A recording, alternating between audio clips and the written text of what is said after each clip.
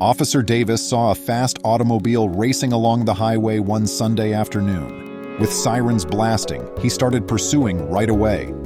Welcome to USA Stories channel. Do not forget to subscribe and activate the bell button to receive all new updates. Now let's go to the story.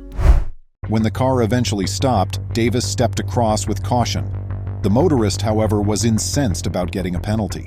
The man was furious, but Davis forcefully gave him the ticket and told him to shut up. Davis looked at his high-speed camera, eager to find the fast vehicle. Just seconds after it had passed him, the car had disappeared from view so quickly that he had not even been able to make out the make and model, save for the ostentatious white paint job.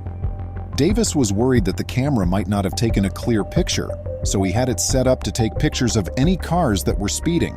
Luckily, the final 4 numbers on the license plate were captured by the camera, which he believed would be enough to identify the owner.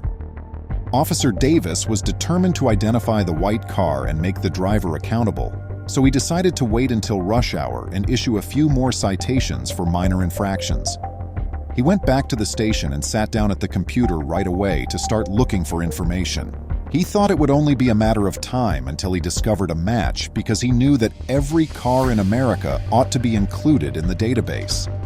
After inputting the license plate's known characters, Davis got around 100 results. He went over each one carefully looking for any connected to white automobiles, reducing the list to 7. Of them, only one, a brand new white Honda Civic Sport, fitted the description of the vehicle he had seen. After making this finding, Davis thought he would eventually be able to face the careless motorist. The automobile hadn't been bought. It had just been stolen the day before, so they didn't have any buyer information.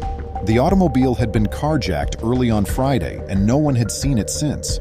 The police had been notified of the theft by the dealership, but no action had been taken as of yet. Davis could now see why he had been speeding.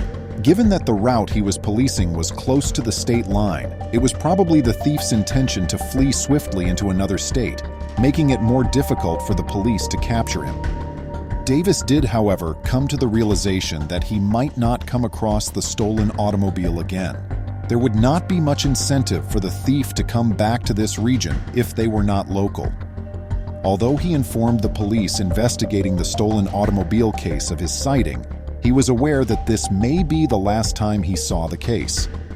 After a week of doing routine highway patrol duties, Davis began to feel dissatisfied and doubt his ability to stay in the position. But during rush hour on a Friday afternoon once more, Davis felt like he was there. Instead of stopping a motorist this time, he was positioned in his squad car. He was about to issue a ticket when he heard a sound that was familiar to him coming, a loud roar that meant a car was racing down the highway. Davis recognized the sound and realized it could only be the sound of one automobile. He had time to get ready because the closest town was only 10 minutes away. When help came in the shape of a helicopter, Davis made a strategy and hung back on the white Honda, waiting for the ideal opportunity. Davis knew it was time to move when he got confirmation over the radio that the chopper had made visual contact with the car. Davis floored it and brought his vehicle closer to the Honda, almost contacting its bumper. But immediately before to touch, he made a sharp left turn, lining up his car's nose with the back of the Honda. Davis quickly turned his car back to the right and slammed into the rear end of the Honda, sending both cars spinning uncontrollably. Davis closed his eyes, ready for contact, as the automobile swerved. He turned to face the inflated airbag when the spinning stopped. He checked himself for injuries, nothing major, then hurriedly got out of his car to look at the damage to the white Honda. He was surprised to find a number of oddities within the vehicle. Among them was an odd device on the driver's side floor that had many cables connecting it to the vehicle. Another layer of intrigue was that Davis felt the Honda was being remotely controlled, but he couldn't be positive. The news stunned Davis beyond belief. How is it feasible for this to happen? Who was operating the vehicle? Was it or was it not? He was aware that he urgently required technological help. It was critical to get out of the area quickly since there was traffic backing up on both sides of the street. Technical assistance arrived shortly after, and a tow truck from the adjacent city quickly pulled the automobile to the side of the road. Much to Davis's amazement, they had experienced identical circumstances previously. it seems that many people were experimenting with this technology. Developer interest in the idea of equipping older automobiles with self-driving capability was growing. Different self-driving systems were being developed by independent inventors, and it was apparent that someone had used one of these systems to steal cars from dealerships. The self-driving gadgets were probably inserted during test runs, according to the widely accepted idea that soon surfaced to explain the event. Then, since they thought they could outrun any pursuit, they would remotely turn on the automobile, enabling them to escape detection. They intended to smash the automobile into a body of water and wipe out any trace if they were ever in danger of being discovered.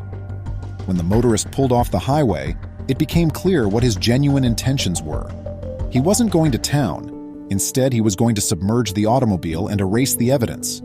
But Davis's automobile was immobilized when he struck the rear of it, leaving him helpless while he waited for the cops to find him. The motorist decided to stay at the spot after realizing there was no way out.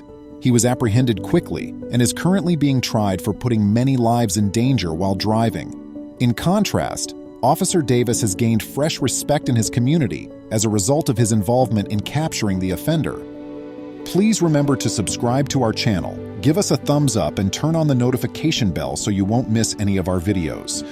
If you enjoyed the tale, the next video that plays on your screen will probably move you too.